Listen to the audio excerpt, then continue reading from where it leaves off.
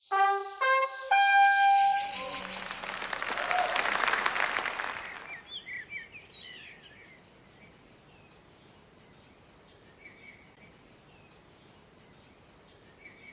ma première question, c'est que représente pour France Culture ce partenariat avec le festival et maintenant avec l'ANR, donc dans le cadre particulier des rencontres recherche et création?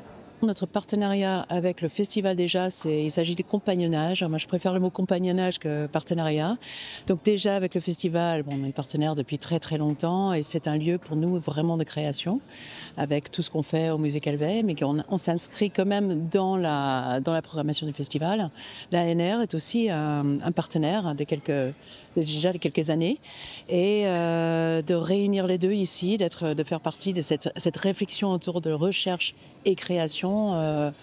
On est complètement dans notre ADN en fait, parce que recherche et création, ce sont deux voies qui sont des voies des voies de France Culture en fait.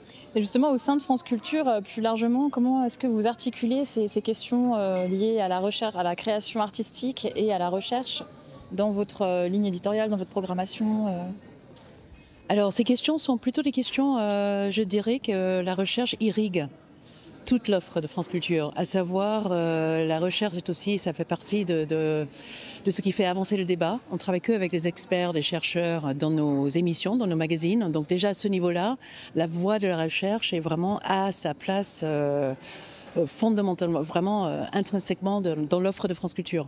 Après, la recherche peut aussi être un appui pour la création. En fait, on peut, j'ai pu le citer ici ce matin, on peut créer à partir de la recherche. Par exemple, on s'est appuyé sur une étude qui était faite par des chercheuses en sciences humaines sur la sexualité des Français.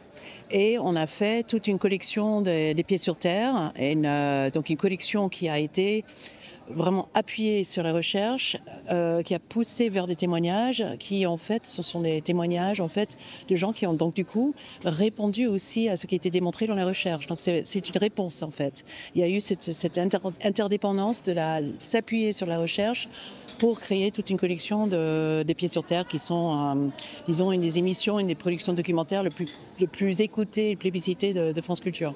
Mais on peut aller aussi plus loin et on peut, par exemple, parler de Votre cerveau, qui est un podcast que nous avons, où les chercheurs, très clairement, créent la matière, en fait. Donc c'est un chercheur à chaque fois qui va venir parler de ses recherches sur le cerveau, que ce soit comment mieux dormir, ou la perception du son, la musique sur l'effet de la musique sur le cerveau.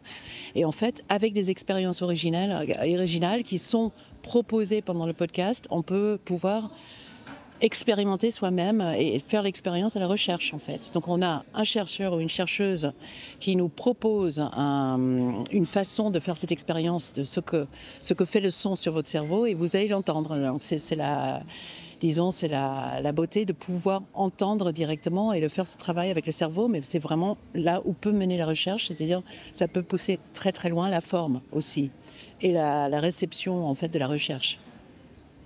Thiago Rodriguez parlait d'un service civique du questionnement ce matin. Est-ce que c'est quelque chose qui vous inspire aussi C'est-à-dire que le questionnement, c'est notre quotidien. C'est-à-dire que c'est le questionnement qui fait évoluer la pensée, le débat, qui permet de réfléchir aux enjeux de société qui sont vraiment au cœur de notre mission. C'est-à-dire de toujours donner les clés pour aller plus loin dans comment est-ce qu'on soi-même on peut mieux questionner, avoir des appuis pour questionner en fait. Qu'est-ce que ça représente pour vous, Avignon? Alors Avignon, c'est une très longue histoire pour moi. Justement, j'ai visité la maison Jean Vilar hier et il y a une frise avec toute l'histoire d'Avignon. Et ça dit notamment que l'année 94 est une année de bascule, en fait, où il y avait des pièces vraiment disons des sagas, des épopées, etc. Et notamment les pièces de guerre d'Edward Bond. Et j'ai assisté à cette pièce-là. Et j'ai aussi assisté à une très grande représentation de Bartabas, Chimère. Et pour moi, c'était la découverte d'Avignon. Et depuis, pour moi, Avignon, et maintenant avec France Culture, je le vois d'autant plus, est un lieu où la création est vivante, en fait. Et c'est ça que je retrouve ici chaque été.